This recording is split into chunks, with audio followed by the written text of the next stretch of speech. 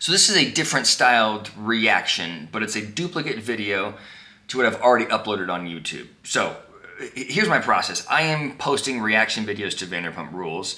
I watch the episode, and while I'm watching, I pause and I react to the camera, watch the episode, pause, react, and then at the end, I edit it down so it's an 8 or a 10 minute, YouTube video. And I cut it down because my assumption is that no one would want any more than that. It feels like a lot to me. But I keep getting people in the comments saying, hey, can you say more or dive into a little more detail? And so I thought, I am commenting throughout the entire episode. Why don't I just post all of those comments? So that's this video. So just know that I've barely edited it. It's really every thought that I have while I'm watching the video. So I guess there's more content there, but just sort of give me a pass because it won't be as polished or as concise as what you've seen before. So if you want just the highlights, go to my channel and you can watch that video, and I'll also link it below. If you want the longer form version, that's this video. I hope that's helpful. Let me know what you think in the comments. Like, do you like this longer form or do you prefer the condensed version? All right, thanks. Hope you like it. And we made it. We are back. This is the second of 3 reunions for Vanderpump Rules.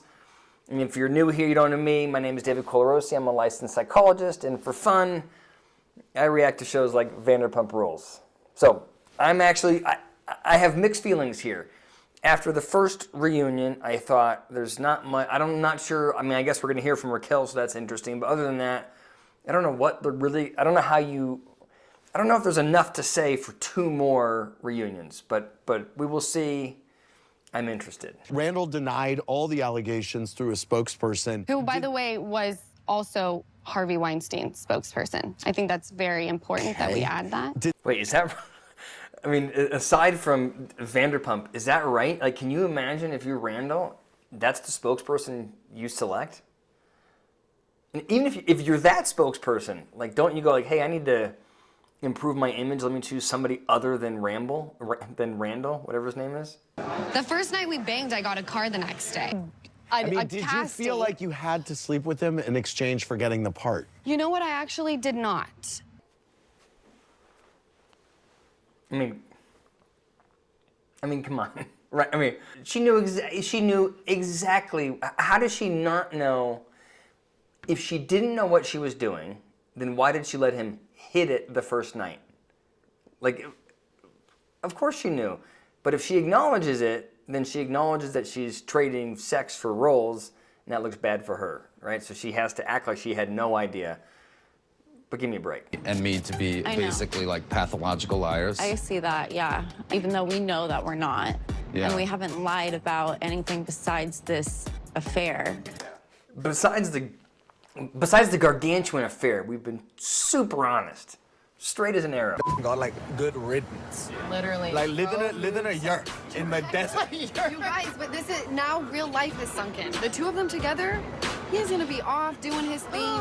I promise you, they will not stay together. Lala is right. Past behavior is the biggest predictor of future behavior. The chances that Tom is able to stay faithful to Raquel is 0. And the chances that Raquel stays interested in him after all of this drama dies away, after all of the energy and attention from this affair dies down, no way. I don't love the way it's coming across about your guys' intimacy. Like, it looks like you guys had like this solid relationship. Ariana always like kind of talked down to me a little bit, like throughout, but like it went from me like asking her. Hold on. Raquel was under the impression that Tom had discontinued his relationship and it was totally faithful to her. And now she's finding out that he was still sleeping with the person that he had been with for the last 9 years. So not smart on her part, but you have to admit that does change the dynamic a little bit as far as who's maneuvering and manipulating who, right? Clearly, he was lying to both women. Like, just something simple like, oh, what should I wear tonight? I don't like the green. To literally her saying like, well, Tom, you're so good at fashion, like, You should just wear what you want. Like, and I'm like, what? Right. I feel like she felt like you wanted to keep the relationship working because you never broke up with her. Yes, in a sense. This is the dumbest conversation, right? So first of all, she's saying to him, were you still having a relationship with her, a sexual relationship? And his answer is, well, like, kinda, but I didn't like it when she told me she didn't like my sequined green pants. And then she's saying, okay, but she thought you were in a relationship, you know, because you were. And he's like, well, in a sense, because we were. Right? This makes zero sense. You can have a break. We have food standing by ready for you. If you need a break, you can have a break. Yeah. All of them, as they're eating lunch, they're filming that. You know what I mean? No, man. They are. I do like him trying to get some time. They're like, oh, you can have a break, no big deal. And then you see this woman with a big boom mic.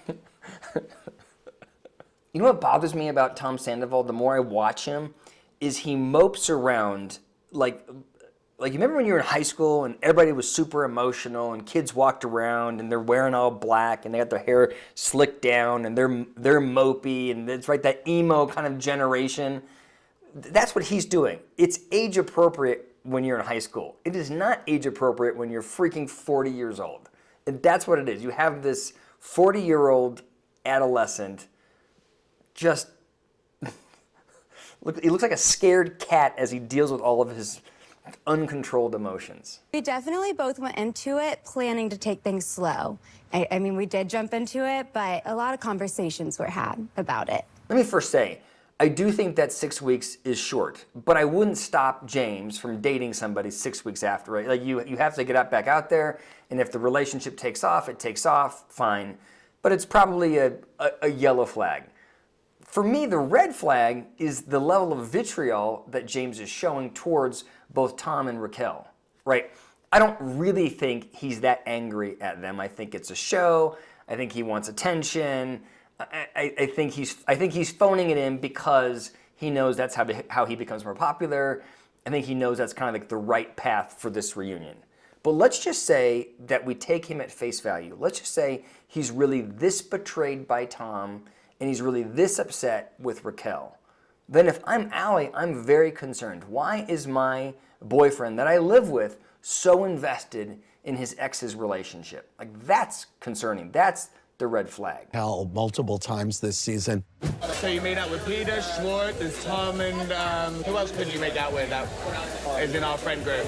He's trying to live a little here. Next week is Imagine, bro. This is a big deal. Yeah, it's tight. Bigger than Rochella? It was. Haha, it's hilarious. It's hilarious. Go make another joke. Did you ever think he wasn't over her? I honestly never thought that once. Okay. But I think James gets easily triggered by a lot of things. Yeah, I think James gets triggered by a lot of things also. So I guess I should say here, in the last video I posted, I said James's outrage is recreational. I don't think he's really that upset with Tom. I don't think he's really that upset with Raquel. I think he just wants the attention, and that's it. I said I think he is as deep as a puddle. And people in my comments got upset going, no, you don't know the whole story. There's nuance there. His parents are alcoholics. He has a horrific background. And I just want to say, I think the two are true. I think what you are seeing here, his reaction, his supposed outrage towards the two of them, I think is fake. I think it is because he wants to be the popular guy in the show. He wants the attention. I think it's very superficial. But certainly, for him and for anybody else, our psychological positions are super complicated. James wants the attention. James is approaching the world the way that he does because of a very complicated, nuanced background. So I just want to make that clear. And I'm with Andy. This is super concerning if I am Allie. Do you worry that his continued drinking will become an issue in your relationship? Not at the moment. I definitely... Yes, it will. You heard it here first, and I'm sure you will hear it everywhere. Absolutely, it will continue to be a problem. Past behavior is the biggest predictor of future behavior. You just don't stop drinking and then do whatever he calls it, where I forget what the language he uses is, but he's like he's drinking in a more controlled way. I don't buy it for a second, and I think it will just progress. Honestly, we like help each other. I'm not drinking as much right now, and neither is he. Oh God. Oh, she's so codependent. Okay, hold on. First of all, if somebody has a drinking problem and does nothing to resolve that problem, they continue to have a drinking problem. Like if you do things despite negative consequences, you've got a problem, right? He is abusing alcohol. He's dependent on alcohol. I think I don't quite have the full story, but I believe he acknowledged alcoholism in the past, and then he just sort of goes, you know what, I'm going to drink again and try and control it. I'm just going to white knuckle it. The chances of that working are near zero. That's the first thing. And the second thing is this poor woman who is, like, it feels to me like she is covering for him. Right? Is it going to continue to be a problem? No. I think it's going to get better because I am going to stop drinking. I'm reducing my consumption of alcohol to help him reduce his consumption of alcohol. And whenever he has an outburst, I will be super tolerant of that because, he's triggered by lots of things. If I were her therapist, I would be wringing my hands. This just looks like a disaster waiting to happen.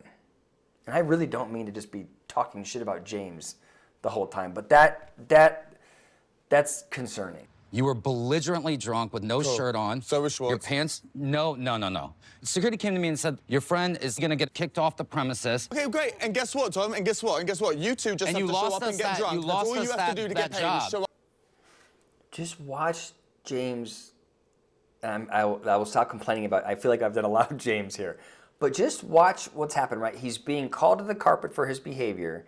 He's not saying, it wasn't that bad, I won't do it again, I'm sorry it got out of control. He's not even talking about the behavior.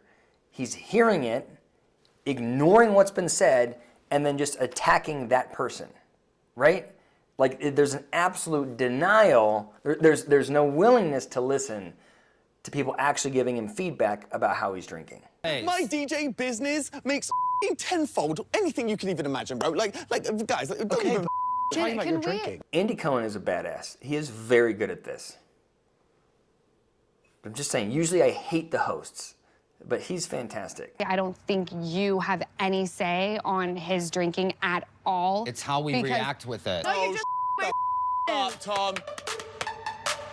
Okay, it's irrelevant. No, I have to agree. I have to agree with Tom here.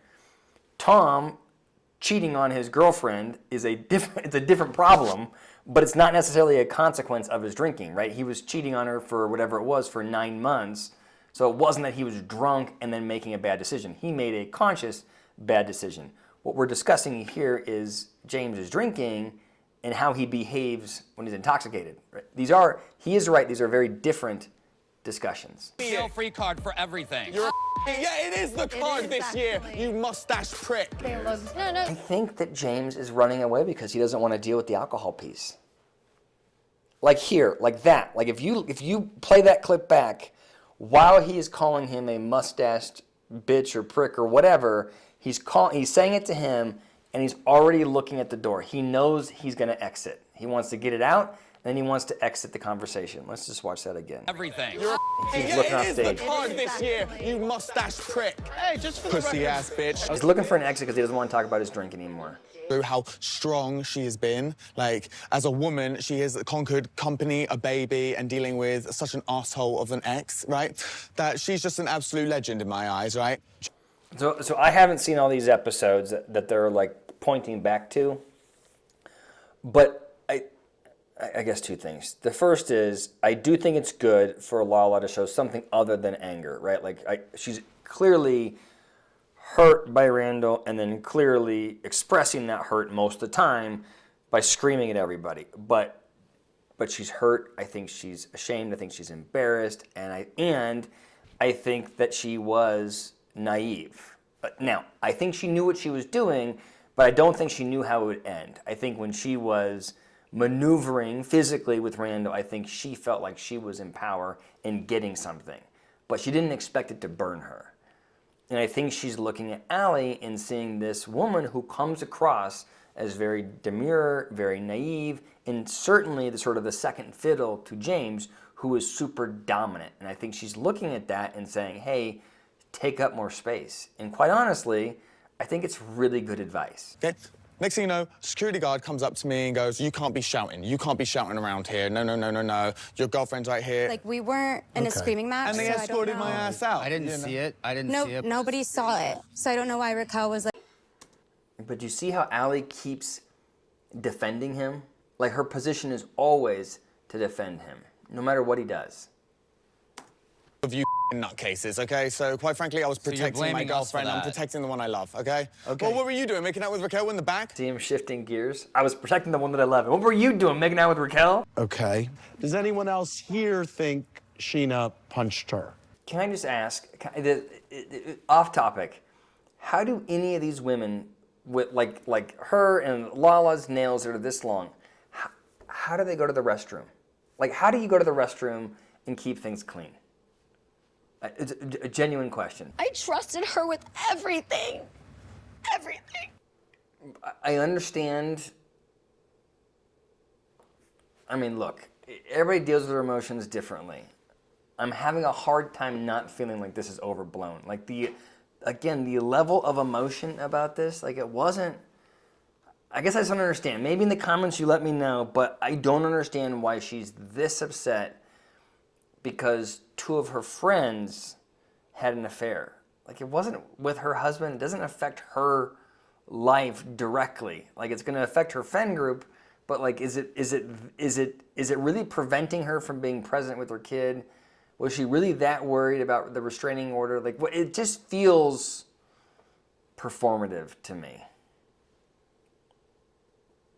Maybe I lack empathy, but it feels like a lot to me. Go ahead and be the real you. This is the real you. Yeah. This is the you that I dealt with during our relationship. Here's my guess. Just side note, my guess is by the end of next season, Sheena and Tom friends again. I bet. Thomas told me that she didn't, question him, which... That kind of sounds like you're blaming her. It sounds a lot like she's blaming her. Yeah, absolutely. It's a weird stance that both her and Tom are taking, which is like she didn't want to know and she didn't investigate, so we kept fucking. What's that? Xanax. Xanax? It's a quarter stress. The pill bottle on hand. All right, hold on. Let's talk about the Xanax for a second. Why would Schwartz take out a big pill bottle full of pills and take a Xanax in front of everybody? He could have gone to the bathroom and taken one. He could have done it at lunch. He could have done it in a more sneaky way, right? But it was demonstrative. He was showing everybody, I'm taking a Xanax, and he's throwing the bottle around. And the question is, why? And the only thing I can think of is he's trying to avoid being held accountable for his role in not talking about the affair. So he thinks, you know what? If I'm weak and sorry and lame, everybody will ignore me. It's the only thing I can think about. He comes across, he's so spineless to me. Like, he just can't stand up for who he is. And as a consequence, people just run all over him. Hi, Raquel. Hi, Andy. Next week, it's part 3 of the Vanderpump Rules reunion. That's it? We don't get to see Raquel? Those bastards. All right, thank you for listening. Please let me know what you think in the comments below. Like, subscribe. It's super important for the YouTube algorithm. Hit the notification bell. Oh, and I have merch, sweatshirts that say, I lost my mojo, and so fuck my friend. So if you like that, please check the link below. Thank you so much for listening.